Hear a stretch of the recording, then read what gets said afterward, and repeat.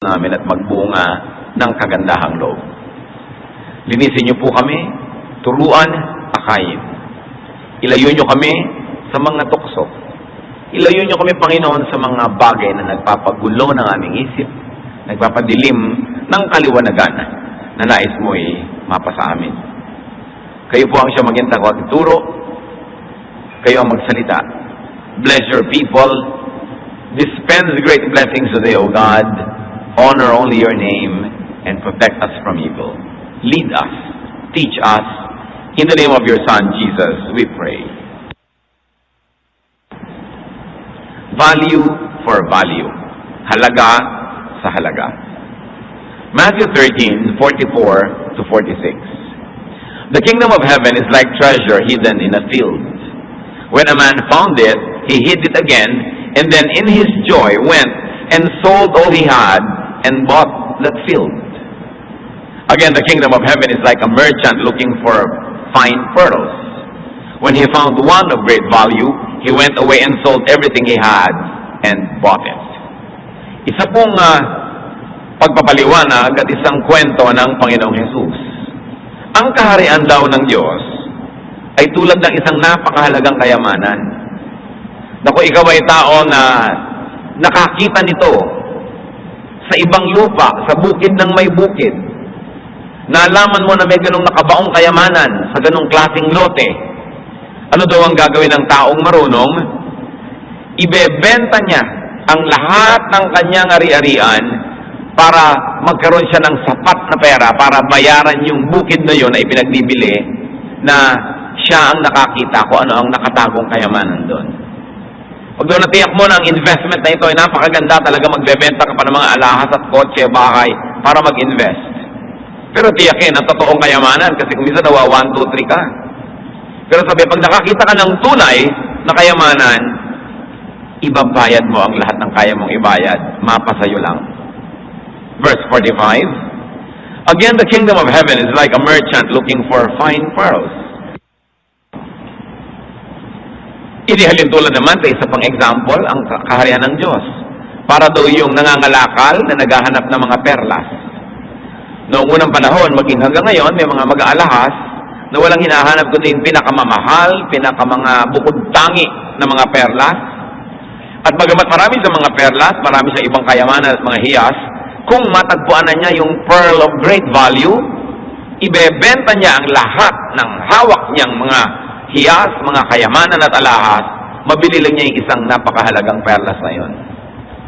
By the way, the biggest pearl so far that is known in the world comes from the Philippines. 9 inches by 5.5 inches ang laki ng perlas na yon na nanggaling sa Pilipinas. Na ngayon, tulad ng maraming bagay, nasa Amerika, napunta sa kanila. Pero dito, nakita ang perlas na ito. So, sa atin man, may mga binata, marami mga girlfriend na kung ano-ano lang, pero pag nakakita ng isang tunay na mutya, tatalikuran ng lahat at uubusin ng load niya, text dito sa special na dalaga na ito. Pag nakakita ka ng mahalaga, bukod tangi, nawawala ng halaga yung iba na dati akala mo mahalaga. Now, what is the exchange rate there? Everything that the merchant had for just one pearl, everything that this lot buyer had just for a piece of property. Now, what is the value for the kingdom of God? Anong halaga ang itutumbas sa kingdom of God? By the way, the kingdom of God here can mean salvation. It can mean God's reign in one's heart. Pag sinasabi kingdom of God, hindi lang yung physical place, hindi lamang yung eternity, hindi lang yung sa kabilang buhay. Kingdom of God can mean paghahari ng Diyos sa buhay mo ngayon. Na ang iyong puso ay ang kanyang trono, siya ang naghahari sa iyong buhay. Kapag sabing the kingdom of God is in you, aba, naghahari na sa iyo ang Diyos. Siya na ang nasusunod, ang kaayusan na niya ang umiiral, at namamayani siya sa iyong buhay. Naranasan mo ang lahat-lahat. God's salvation, God's peace, God's joy. At kung ating titingnan ang original context ng kwento, Pag natagpuan na ng tao ang Diyos, naranasan niya at natikman ang kaligtasan ng Panginoon, ang kapayapaan, tiwasay na buhay, ang kagalakan na malalim, kagalakan na mataas ang antas. Sabi, lahat ipagpapalit niya para doon. Iiwan niya ang dapat iwan para sundin ng Diyos. Tatalikuran ang dapat talikuran, ibibigay ang dapat ibigay. Manatili lang ang paghahari ng Diyos sa kanyang buhay. And the kingdom of God can be considered as equal to the value of man, of an individual. Siyempre, technically, hindi yun totoo. Kingdom of God yun walang hanggan ng halaga. Pero dahil ang Panginoong Jesus ay namatay para sa tao at para sa bawat tao, ang halaga ng bawat tao ay maaaring ituring na kasing halaga ng Kingdom of God. Kung ang anak ng Diyos ay mamamatay para sa iyo, ganun kataas ang iyong value. Almost equal to the value of the Kingdom of God. Dahil namatay sa iyo si Jesus para pagharian ka ng Diyos sa iyong puso. Kung ganon, hindi na sayang ang kamatayan dahil na-extend ang kingdom, you became God's kingdom. At isa pang dahilan kung ba't napakahalaga ng tao, because man is a living being with God's Spirit. Hindi lang sa pinaghaharian ka ng Diyos, kundi nakatira, kapiling, kasama, kaisa mo ang Espiritu ng Diyos. That the Spirit of God is not foreign to you because the Spirit of God is in you. Genesis 2:7. The Lord God formed the man from the dust of the ground and breathed into his nostrils the breath of life. And the man became a living being. Ang Espiritu ng Diyos ibinigay niya sa tao, ganun kahalaga. At bakit napakahalaga pa ng tao? Because man is a temple of the Holy Spirit. Pinananahanan ng Espiritu ng Diyos. 1 Corinthians 6:19, do you not know that your body is a temple of the Holy Spirit, who is in you, whom you have received from God? So, ganun kahalaga. Kaya, ang exchange rate, the value of the life of Jesus for the value of one human soul, for the value of an individual. Yung exchange rate ang taas. So ang tao napakahalaga. Pagkatapos kung minsan, binabaliwala natin ating halaga. Itinatalaga natin ating buhay sa mga walang kwentang mga gawain. Tinatapon natin ating buhay sa mga walang kakwenta-kwentang mga tao na hinahabol, minamahal natin, wala namang kwenta. Nasasayang ang ating halaga. Sinasayang kung minsan dinudungisan natin ating dangal para sa konting barya. Nakakalimutan yung exchange rate. That the value of an individual was so honored by God that it was counted worthy to be equated with the life of the Son of God. Kaya pagpapahalaga. Now, according to Jesus, the kingdom of God is greater than treasure hidden in a field. Ano po ang mga treasure hidden in a field na pwedeng-pwede niyong ipagpalit para sa kaharian ng Diyos? At kung yung treasure na mismo ang kumakatawan doon sa kaharian ng Diyos, ano naman ang pwede niyong ibayad? Mapasa inyo lang yung treasure na yun. The kingdom of God is equal to the pearl of great value. Of course, it is greater. But in this case, it is considered equal.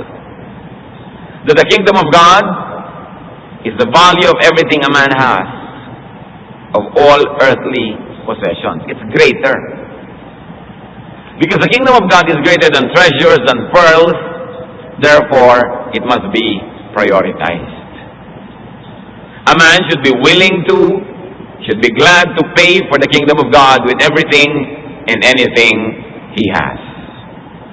Ano po ang kinakailangan nating isukli, ibigay, itapon, baliwalain para lang bigyan natin ng halaga ang paghahari ng Diyos sa ating buhay? Napakalinaw sa kasaysayan na ikinuwento ng Panginoong Yesus. Lahat ng maaaring maging ari-arian mo, dapat kung kinakailangan ibigay mo, magpatuloy lang ang paghahari sa iyo ng Diyos. O pagharian ka ng Diyos at pagsimulang pagharian. Matthew 16:26, what good will it be for a man if he gains the whole world, yet forfeits his soul? Or what can a man give in exchange for his soul? Ano daw ba ang katuturan na maging sayo ang buong daigdig at ang lahat ng naron kung ang kaluluwa mo naman ay hindi sayo at napunta kay Satanas?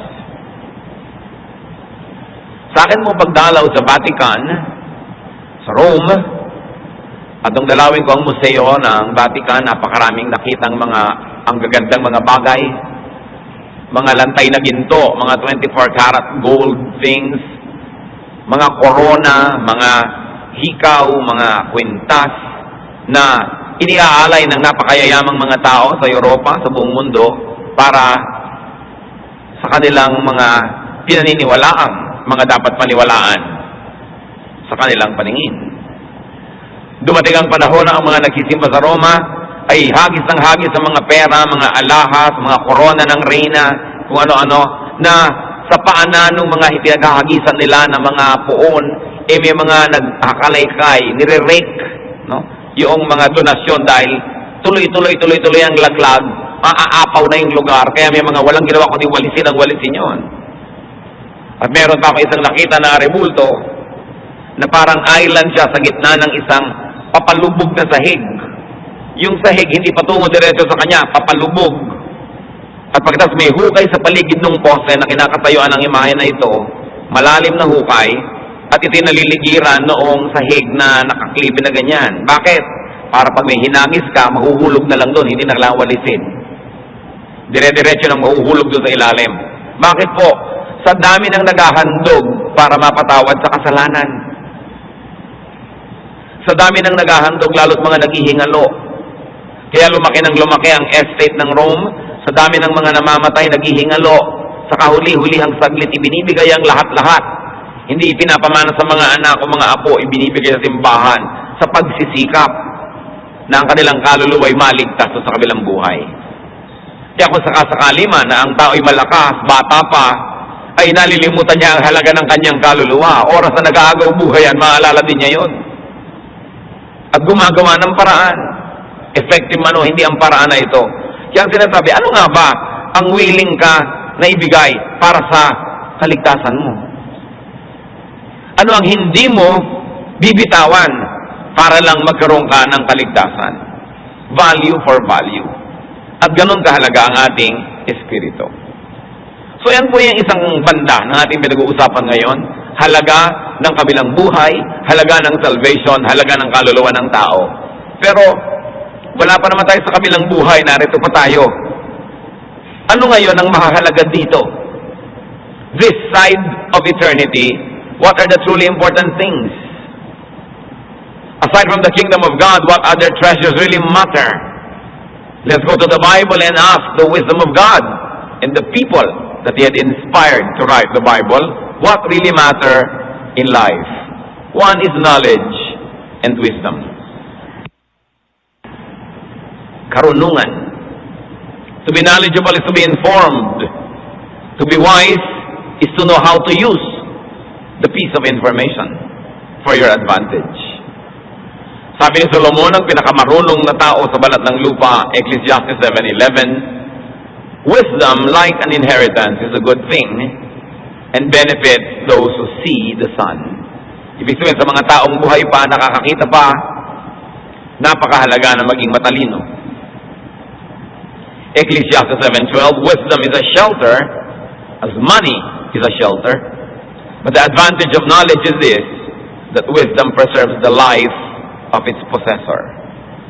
Mahalaga daw ang pera, mahalaga din ang karunungan, pero mas mahalaga daw ang karunungan dahil yung marunong siyang bigyan ng kahulugan ang buhay niya. Kung mapalawig yun at mapahaba, okay mabigyan ng mas malalim na kahulugan. Ito ang sinasabi ng Biblia na mahalaga. This side of eternity, sa buhay na ito, knowledge and wisdom. Dahil ang usapan natin mga kapatid, value for value. What is the value of knowledge and wisdom to you? Gaano kahalaga ang matuto ka? Mental and intellectual development. Bakit mahalaga na tumalino? Bakit mahalaga na dumami ang alam, tumalas ang isip, lumalim ang pangunawa, tumaas ang iyong karunungan? Because man was made in God's image. And the closest thing that you can get to God is through the thought. Paano ka lalapit sa Diyos? Paano ka magiging kamukha ng Diyos? Pag lang naunawa mo ang Diyos. Pag naintindihan mo siya, naintindihan mo kung sino ka, at kung gaano kalayo ang agwat mo sa Kanya, at naunawa mo kung paano ka lalapit sa Kanya sa pamamagitan ng pag-iisip, doon mo makikita ang halaga pala na matalino. Sa katalinuhan lang, mauunawa ang Diyos. Pwede siyang maramdaman ng damdamin, ng emosyon, pero paano mo uunawain? Kaya ang mga matatalino, ang mga nagsasaliksik, gumagamit ng mga microscope, nakakarating sa kaloob-looban ng mga cells, ng halaman, ng kahit anuman, nakikita nila kung paano nagtatrabaho ang Diyos. Kung nakakakita kayo na matataas sa mga puno, paano umaakyat yung mga patak ng tubig sa lupa na sinisipsip ng ugat? Paano nakakarating doon sa dahon, sa dulo? Ang taas doon, ha? Paano umaakyat yung tubig, defying the force of gravity? Bakit umaakyat yun? Dapat mababa ang tubig. Paano napapaakyat? Pag tumatalino ka, dumadaming alam mo, naiintindihan mo ang Diyos. Kaya mga scientist, na nalalayo sa Diyos dahil lumunong, baligtad, dapat lalo ka malapit. Ang nalalaman lang naman ng scientist, yung mechanics, yung method, how it happens. Pero kaya ba niyang papangyarihin yun? A scientist may know how it operates, but can a scientist make it operate? Hindi. Sa pagdunong mo, sa pagtaas ng antas na yung pag-iisip, nakakapag-fellowship kayo ng Diyos. Tulad din ng, kung may marunong na tao, ang makaka-fellowship lang nun, yung kapwa rin marunong. Pwedeng paminsan-minsan, charity, nakikisama siya sa mga hindi marunong, tawanan sa mga walang kwentang bagay, enjoy sa mga mabababo na bagay, pero hindi niya kayang gawin araw-araw yun, mababaliw siya. Kasi marunong siya eh. Ang dapat niyang katapat, marunong din. Kaya mahirap yung mag-asawa, isa ang dunong-dunong, yung isa talaga namang ang babaw-babaw. Pareho sila nahihirapan. Hindi sila tugma. Ngayon, ang Diyos, ang talino, paano mo aakyatin yung kanyang Olympus, yung kanyang bundok? Sa katalinuhan din. Ang tanong, what are you willing to pay to be knowledgeable? Ano yung exchange rate? What are you willing to pay to be wise? To sit at the feet of wise people, be humble, and learn from them. Ano bang mamatamisin ninyo? Yung ang kasama ninyo yung mga hangal na kayo yung bida, o ang kasama mo higit na matalino na ikaw yung bubuntot-buntot, ikaw yung mababa, pero ang taas kasi niya, kaya ka lang mababa. O ang kasama mo ang mababa, nagmumukha ka tuloy mataas. Alin ang mahalaga? What are you willing to pay? How much time, how much treasure, how much effort are you willing so that you may continue to be knowledgeable and to be wise? Marami mga tao, kaya tatamad, ayaw na magbasa, ayaw na mag-aral. In fact, mga student, pag nakita mo sa ID, student, mali pala. Ang dapat nakalagay dun sa ID, bulakbol.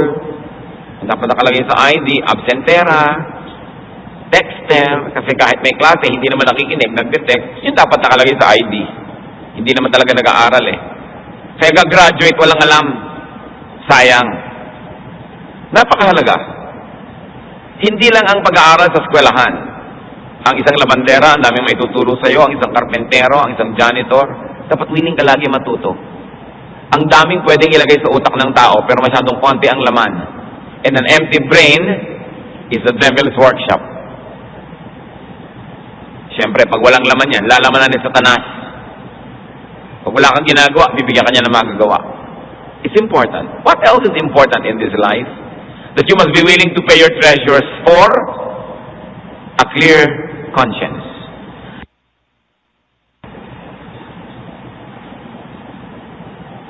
Malinis, tahimik na budhi.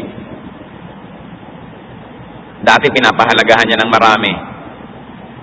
Pakonti na lang yata ng pakonti ngayon ang nagpapahalaga sa budhi. Ang gusto yung kayamanan. Heto yung pearl of great value, budhi, malinis na kalooban, pero ayaw magbayad, ayoko niyan. Mas gusto ko na lang, akin na lang yung pera, kaysa magbayad ako. So, di bali na dumumi ang aking isip, dumumi ang aking budhi, maguluhan ako, magkapera lang. Manalo lang, di baling mali. Magkaroon lang, di baling masama.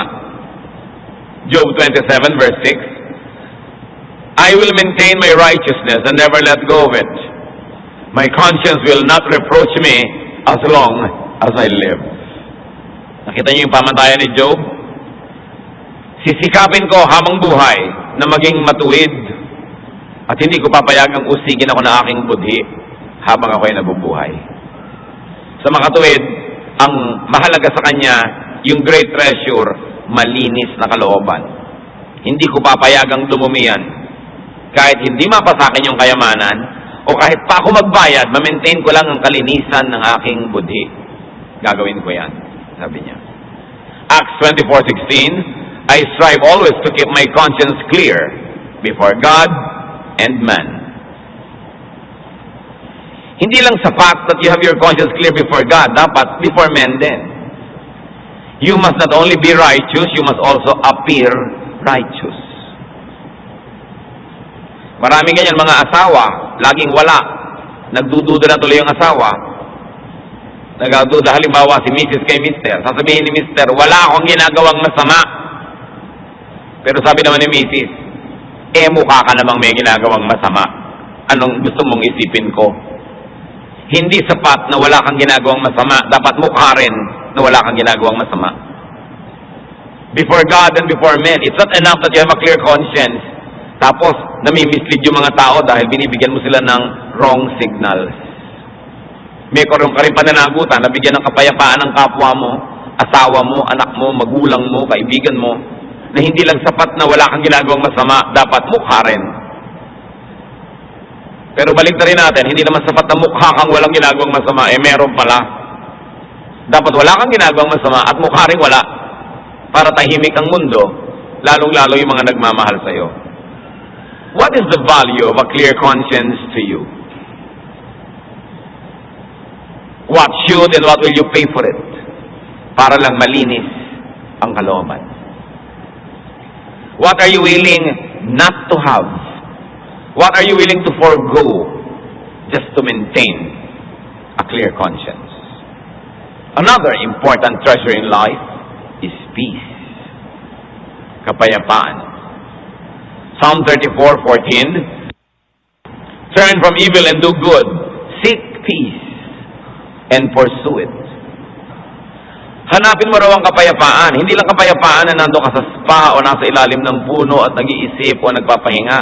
Kapayapaan with people in your life, in your world. Sabi, seek peace. Maghanap ka ng pakikipagkasundo, hindi ng pakikipagkagalit. Maghanap ka ng pakikipag-ayos, ng hindi pakikipaggulo. Maghanap ka na kayo ay magkaunawaan, hindi yung magkagulo-gulo. Sabi, seek peace and pursue it. Peace is important. What will you have to pay for it? Psalm 37:37. There is a future for the man of peace. And Proverbs 14:30, a heart of peace gives life to the body. Ano daw ang tunay na napapahinga, napapayapa, napapanatag? Pagpayapa ang puso. At paano mapapahinga? Paano mapapayapa ang puso kung nakikipagkagalit ka sa kapitbahay? Kung nakikipagkagalit ka sa iyong amo, sa iyong empleyado, sa mga kaibigan mo, nakikipagkagalit ka sa iyong asawa, sa iyong magulang, sa iyong kapatid, kahit anong lakas ng iyong tawa, kahit anong tamis ng ngiti na iyong mga labi, hindi maitatago ang tunay na pait na nasa loob ng iyong puso pag hindi tahimik ang relasyon mo sa mga tao. You can fake it. Pwedeng teatro ka, kunwari baliwala, masaya ka lang, cheerful, pero kaya mo bang lokohin ang sarili mong budhi at ang Diyos? Pag hindi tahimik, payapa, maayos ang iyong relasyon sa mga taong nasa paligid mo, hindi ka magkakaroon ng kapayapaan kahit ka umarte. Peace is important. But what is the value of peace to you? Peace of mind, peace with others, and peace with yourself. What should you pay for it? What are you willing to pay just to have peace? Exchange rate yan. Value for value. Kadalasan, para magkaroon ng kapayapaan, kailangan mong ibayad humility. Kahit sa giyera, natatahimik pag meron ng sumuko, o sige na nga, suko na ako, tumahimik na. Pero habang nakikipaglaban ka, hindi ka mapapayapa. Ngayon, siguro yung kaaway, sinasakop ang bansa mo, dapat mong labanan. Pero halimbawa, sarili mong asawa, sarili mong magulang, sarili mong anak, sarili mong kaibigan, dapat mo ba talagang labanan? Dapat ka ba talagang manalo? Napaka-importante bang manalo ka? Mas mahalaga ba na manalo kaysa tahimik ang buhay? Mas mahalaga ba na ma-improve mo na mas matigas ang puso mo na hindi ka susuko magkamatayan na kaysa magkaroon ng kapayapaan? Mas mahalaga ba na manakit ka ng kapwa kaysa sa ikaw na lang ang umako ng mga sakit at sugat at sabihin mong, sige, para matahimik na lang tayo? Gaano karami magkakasama sa bahay ang hindi nag-uusap?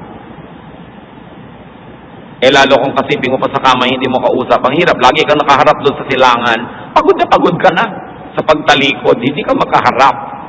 Bakit mo papahirapan ang iyong buhay? Ano ba talaga ang importante? Yabang? Kataasan? Ma-prove mo na ikaw ang tama, pero wala ka namang kakampi, nag-iisa ka sa buhay? O kapayapaan? Do you pay? Are you willing to pay for this treasure, which is peace? Another very important piece of wealth is a good name, a good reputation.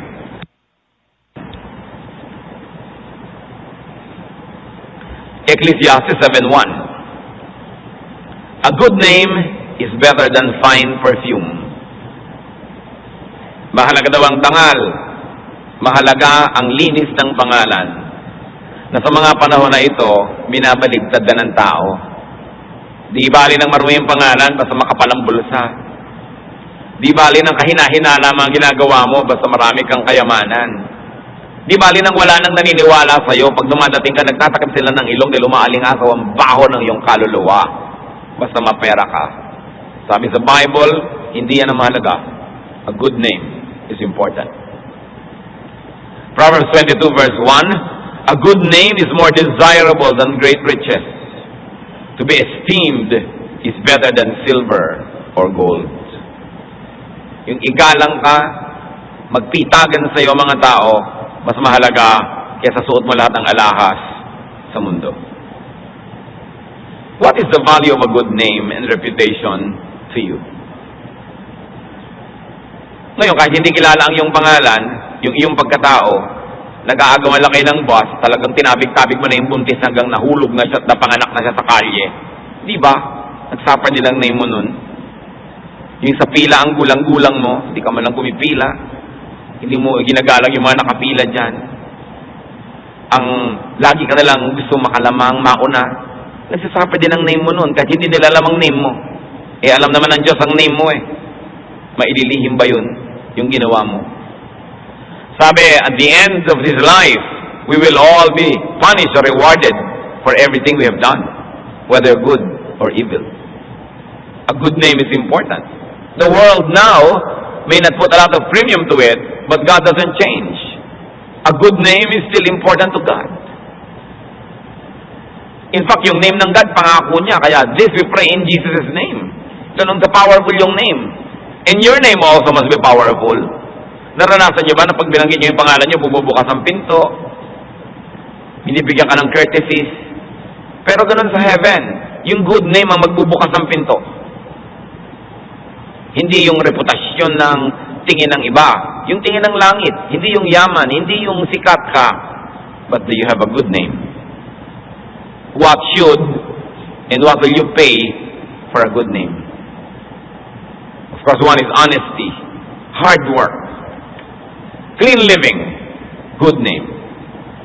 Pero pa isang mahalagang kayamanan sa buhay na ito, good people. Sabi ng isang pelikula noong 70s, success is nothing without someone you love to share it with. You need good people around you. Lalong-lalo kung may tagumpay ka. Pag ba ililibing ka, may nakikipaglibing. O ang bilis na tapos, ang iksi ng parada. Ang lamay ilang oras lang kasi walang naglalamay.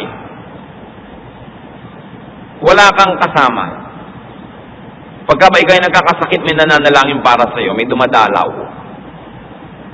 Kung gagraduate ka ba, may uma-attend o wala.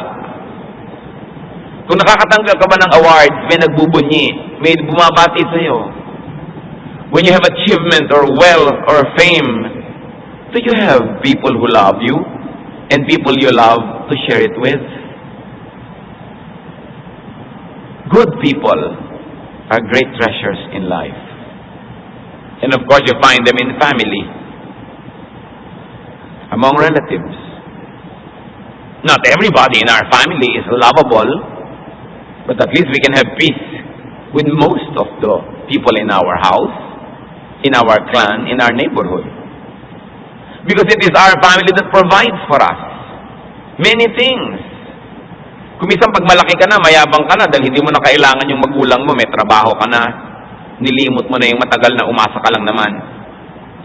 Hindi mo na kailangan yung auntie mo na nagpaaral sa'yo kasi graduate ka na so pwede mo na isnabin. Hindi mo na siya kailangan no? Pero ang sabi sa 1 Timothy 5:8, if anyone does not provide for his relatives, and especially for his immediate family, he has denied the faith and is worse than an unbeliever. So we are to continue to provide for our family. And we don't provide only money. We provide support. We provide companionship. Ang mga magulang natin, lalo nagkakaedad, kailangan nila ng companionship. Hindi ko marami kang pera, may sakit yung nanay mo, mag-hire ka ng 2 nurses, tapos yung budhi mo tahimik na. Iba yung alaga ng sariling anak. Iba yung haplos ng sarili mong asawa kaysa mga bayad at mga bayarang tao lamang. Bagamat, mabuti kung nakakapagpadala ka kaysa wala. But there is no substitute for your real attention. Nakakalungkot yung OFW phenomenon. Nung araw talagang big event, pag may nagkakasakit, pag may namamatay, pag may ililibing. Alam niyo sa ating kabihasnan, all rules are broken pag may sakit. Kaaway mo, kagalit mo, pero nagkasakit, dumalaw ka. May sakit Hindi pwedeng nakikipagtarayan ka sa may sakit. It's ungodly. No? Kaya ay kaaway ko, nakakainis naman, nagkasakit pa. Mauobliga tuloy akong pumunta, magdala ng prutas. Ngayon, nagkakasundo tuloy kayo.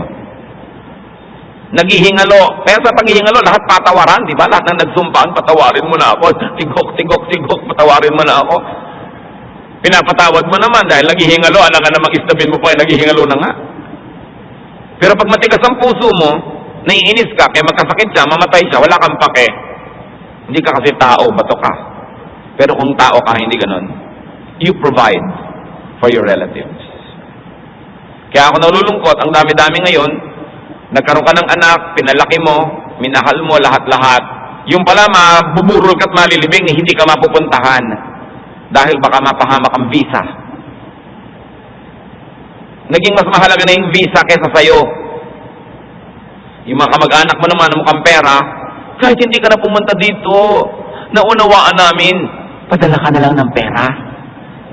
Kesa mamasahe ka, ipadala mo na lang ang pera. Pera na lang ang puro pera. No? Biruin mo din alam mo sa sinapupunan mo tong batang to, pinanganak mo, o tatay ka, pinalaki mo nung naburol ka man lang, ni wala siya. Ba't ka pa nagkaanak? Of course, naunawaan naman natin na iba talaga, extra meritorious yung case. Sobrang daming nakataya, sabi nila, ito talaman, namatay na, hindi ko na mabubuhay. Pero ang totoo pa, Consuelo, debobo lang talaga yun. Pampalubag loob. Pero ang pamilya mahalaga. Marami sa atin, lagi natin sinasabi, tatay, tanggapin mo ako, nanay, tanggapin mo ako, ate, tanggapin mo ako, ganito ako talaga. Pero tanungin mo sa sarili mo, tinatanggap pa ba yung tatay mo? Tinatanggap pa ba yung ate mo? O gusto mo ikaw lang ang unawain, ikaw lang ang tanggapin? Ang pamilya, bigayan, hindi one way. Another very important person in your life that is really a treasure is a spouse. Walang perfect spouse. Pero sabi sa Proverbs 31:10, a wife of noble character who can find. She is worth far more than rubies. Mahalaga ang asawa, mababae man ito o malalaki, kayamanan mo yan, dapat mong pagyamanin. Dapat mong pag-ingatan. Nakakalungkot kung kayo mag-asawa, pinagbuklod ng langit at ng batas ng bayan ang magkaaway. Kung kayo ang magkalayo ang loob, ano mang problema ng pamilya, habang hindi pa problema yung pagsasamahan ng mag-asawa, malulutas. Kahit anong problema sa anak, basta yung mag-asawa united, malalampasan. Pero kahit maliit na problema, kung ang may problema yung mag-asawa mismo, na itutumba mga pamilya. Mga may asawa, may pananagutan kayo to consider your spouse precious and to continue to make yourself precious. Para hindi ka lang kino-consider niyang precious, kundi precious ka talaga. Kung kayo ay may kapartner sa buhay, mga kapatid, duty nyo na pataasin ang inyong halaga. Para hindi kayo mahirap mahalin. Para hindi kayo mahirap pahalagahan, dahil mahalaga naman talaga kayo. Hindi nakikipaghalikan sa inyo si Mrs. pero sukang-suka, dahil hindi kayo nagsipilyo 3 araw na. Pero sige pa rin, dahil asawa kayo, pero talagang pikit mata. Hindi ba gagawin din naman yan gagawin? Mabuti na yung ang bango-bango ng alimuayak ng inyong hininga. So pahalagahan mo ang iyong sarili. Physically. Hindi ka nga iniiwan, pero na-obliga lang. We have responsibilities to one another. And of course, another precious wealth in life is a good friend. Sabi sa Bible, a good friend who can find. Bihira. Kaya pag nakakita ka nun, willing ka dapat magbayad. Proverbs 17:17, a friend loves at all times. Nasubukan niyo na bang maramdaman ang pagmamahal ng isang kaibigan? Hindi dapat pinapahalagahan. Proverbs 18:24, there is a friend who sticks closer than a brother. May mga kaibigan na ba kayo na tumulong sa inyo higit sa pagtulong sa inyo ng sarili niyong kapatid? Sa laman? Then pahalagahan. But what are the value of friends to us? Merong nakakalungkot, matatagal na magkaibigan, tapos mamaya mag-aaway o magkakagalit. Ang laking kawalan. Pwede ka naman talagang mabuhay, of course. Pero di ba hindi hamak na mas mainam kung payapa ang inyong relasyon? Kaya napakahalaga kung tayo may mga kaibigan na hindi sila maganda yung samahan ngayon, nag-aaway, gumawa ka ng paraan para sila magkasundo. We must be ambassadors of peace. So what is the value of family, of spouse, of a friend to you? What should you and what will you pay? Just to have them or to keep them? It's a lot of work to keep people loving us. And it is so easy to make people hate us. There's a very thin line between love and hatred, that it's so easy to hate the one you used to love. At pag nakamuhian ka, kinasuklaman ka ng dating nagmamahal sa'yo, siguro malaki ang pananagutan mo doon. Biruin mo mahal ka na, namuhi pa sa'yo, ikaw ang may gawa. Alam nga namang gumising yung tao isang araw, magpapasya siyang, kakamuhian ko siya, minamahal ka na nga eh. Bakit ngayon nagalit sa'yo? Yung dating nagmamahal sa'yo, ginalit mo. Dapat tinitingnan natin ang ating mga pananagutan. Hindi lamang yung tayo ang aabutin ng kapwa, inaabot ba natin sila? I can go on and on, pero palagay ko naman nagkakaintindihan na tayo. How is your conversion table? Anong exchange rate ang ina-assign ninyo sa inyong nanay, sa inyong tatay, sa inyong asawa, sa inyong kapatid, sa inyong kaibigan, sa inyong kapitbahay? Lagi bang I am greater than you? Ganun ba?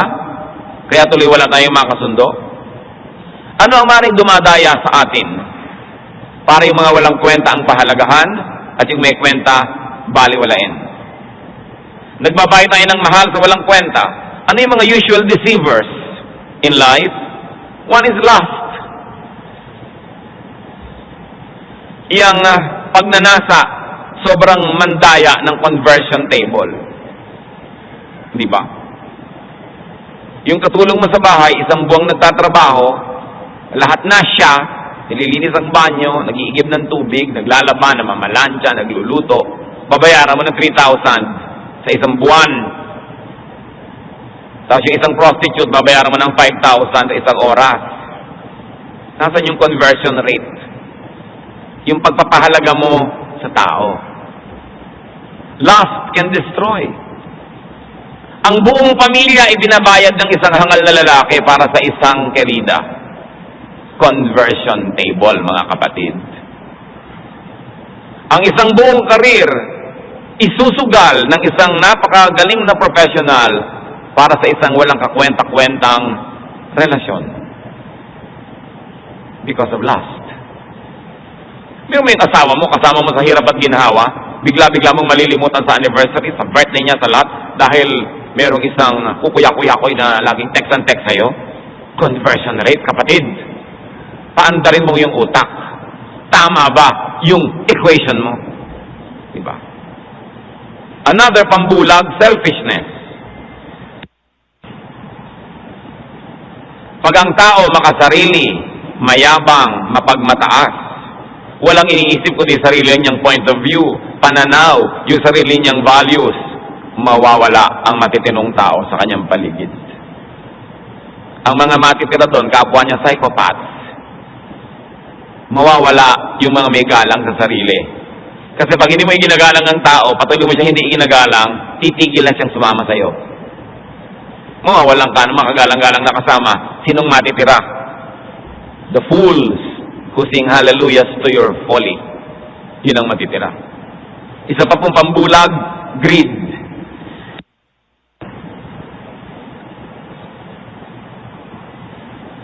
Kasakiman. Kung sakim ka sa mana, mauubos ang mga kapatid mo, magagalit sa'yo lahat. Nasa iyo nga ang pianong wala naman sa tono. Pero nagtampo na sa'yo yung kapatid mo for life.